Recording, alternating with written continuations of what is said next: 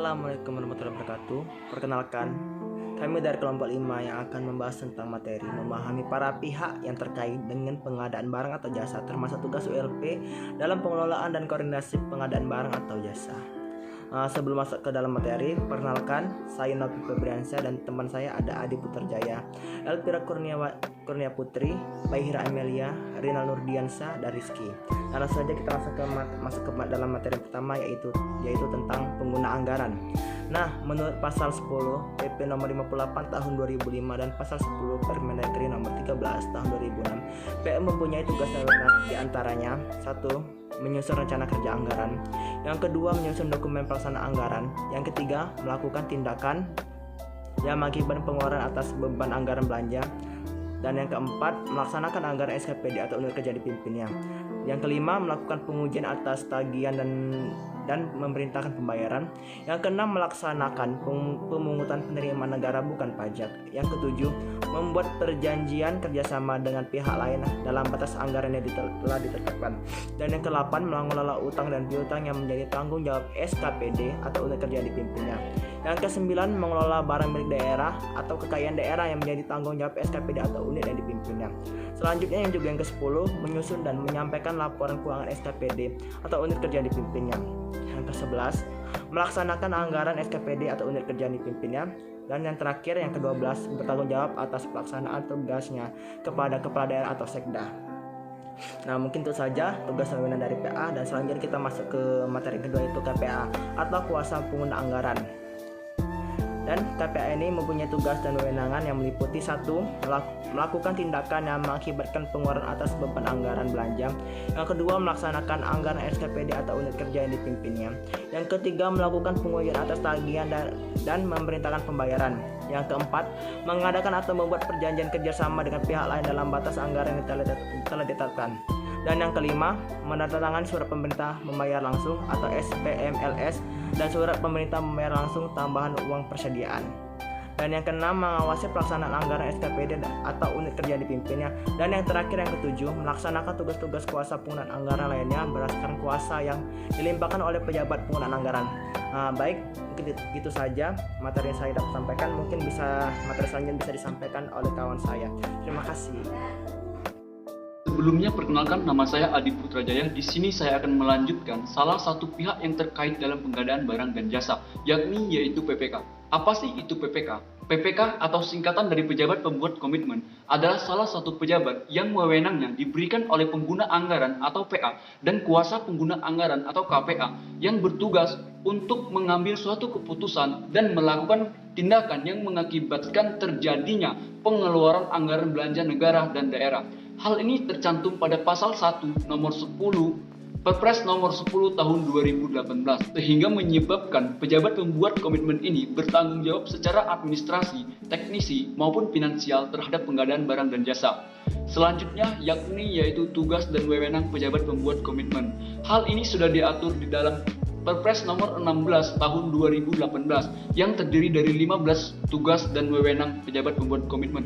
Di sini saya akan menjelaskan beberapa di antara tugas dan wewenang dari pejabat pembuat komitmen. Yang pertama yaitu menyusun perencanaan pengadaan. Yang kedua yaitu menetapkan spesifikasi teknisi atau kerangka acuan kerja. Yang ketiga yaitu menetapkan rancangan kontrak, sampai pada akhirnya melakukan penilaian terhadap penyedia media. Itu beberapa di antaranya. Jika ingin melihat kelengkapannya, ada pada Perpres nomor 16 tahun 2018. Selain itu, PPK juga mendapat tugas tambahan dari PA dan KPA, yakni yang pertama yaitu melakukan tindakan yang mengakibatkan terjadinya pengeluaran anggaran belanja negara dan daerah. Yang kedua, yaitu mengadakan dan menetapkan perjanjian kepada pihak lain untuk membatasi berapa anggaran yang akan dikeluarkan. Baik, selanjutnya yaitu PP atau pejabat pengadaan. Berdasarkan Perpres nomor 16 tahun 2018, pasal 1 ayat 13 menjelaskan bahwa pejabat pengadaan adalah pejabat administrasi, fungsional, atau personel yang bertugas untuk melaksanakan pengadaan langsung, penunjukan langsung, dan e-forcing yang ditetapkan oleh PA dan KPA di KLVD. yang tidak terikat pada tahun anggaran. Selanjutnya, tugas dan wewenang dari pejabat penggadaan, yakni yaitu melaksanakan persiapan dan pelaksanaan penggadaan secara langsung.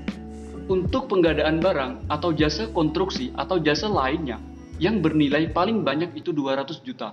Dan untuk jasa konsultansi itu paling sedikit 100 juta. Dan untuk melaksanakan e-forcing yang bernilai paling banyak yakni yaitu 200 juta. Mungkin sekian materi dari saya. Terima kasih. Baiklah, jadi di sini saya akan melanjutkan materi dari teman-teman saya. Di sini saya akan menjelaskan tentang unit kerja pengadaan barang atau jasa dan pokja pemilihan.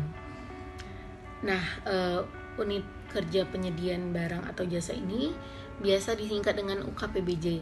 UKPBJ adalah unit kerja di lingkungan KLDP yang menjadi pusat keunggulan pengadaan barang atau jasa. UKPBJ ini biasanya dipilih oleh menteri, kepala lembaga, kepala daerah, dan setiap KLDP itu harus memiliki satu UKPBJ. Nah, UKPBJ juga memiliki karakteristik seperti strategis, kolaboratif, mampu berorientasi dalam keunggulan, meningkatkan kinerja, proaktif, dan mampu melakukan perbaikan berkelanjutan. Nah, karakteristik tersebut yang membuat UKPBJ ini disebut pusat keunggulan pengadaan barang dan jasa. Nah, jadi UKPBJ juga memiliki tugas-tugas. Yang pertama adalah pengelolaan pengadaan barang atau jasa baik secara langsung maupun secara elektronik atau yang biasa kita sebut dengan LPSE. Yang kedua adalah pembinaan sumber daya dan kelembagaan pengadaan barang atau jasa. Yang selanjutnya adalah pelaksanaan pendampingan atau konsultasi. Dan yang terakhir adalah pelaksanaan lainnya yang sesuai dengan tugas-tugas UKPBJ lainnya. Selanjutnya saya akan menjelaskan materi tentang kelompok kerja pemilihan atau yang biasa disebut dengan pokja pemilihan. Nah, jadi pokja pemilihan ini adalah sumber daya manusia yang dipilih oleh pimpinan UKPBJ untuk mengelola pemilihan penyedia. Jadi UKPBJ menyerahkan kepada suatu kelompok yang telah dipilih untuk memilih penyedia. Nah, Pokja juga memiliki tugas-tugas, yaitu melaksanakan persiapan dan pelaksanaan pemilihan baik secara langsung maupun secara elektronik, dan menetapkan pemilihan. Jadi Pokja memang memegang penuh dalam proses pemilihan penyedia. Pokja juga biasanya beranggotakan 3 orang. Dalam hal pertimbangan, Pokja boleh lebih dari 3 orang asalkan berjumlah gazal, dan Pokja juga dapat dibantu oleh tim ahli. Sekian materi dari saya ucapkan terima kasih, dan materi selanjutnya akan dilanjutkan oleh teman saya.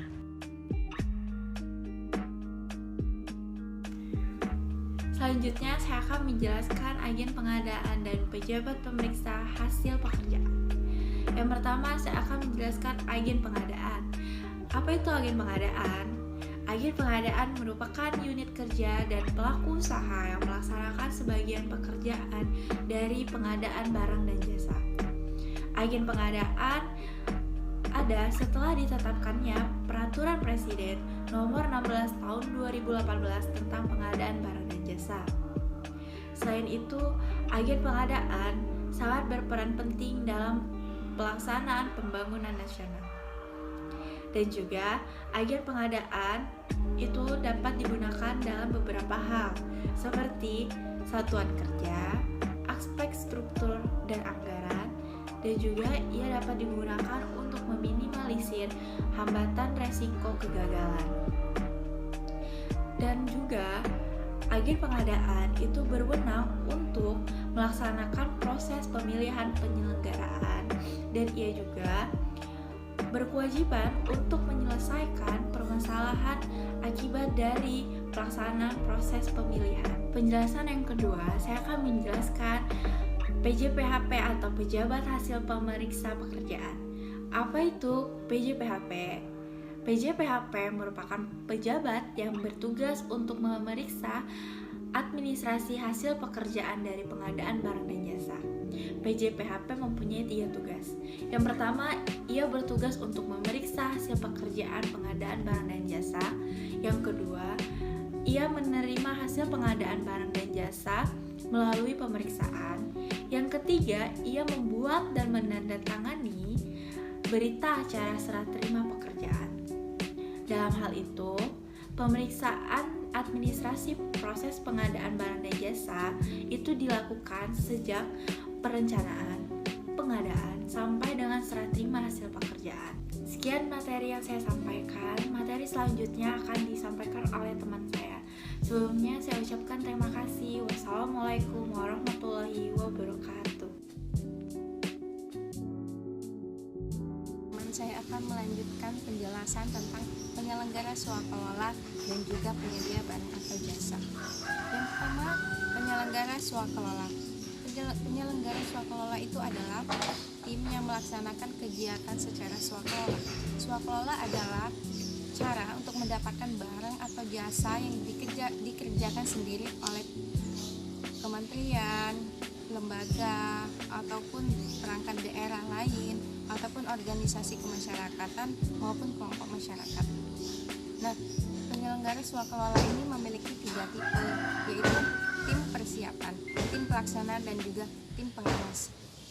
Yang pertama, tim persiapan memiliki tugas menyusun sasaran, rencana kegiatan, jadwal pelaksanaan, dan juga rencana biaya.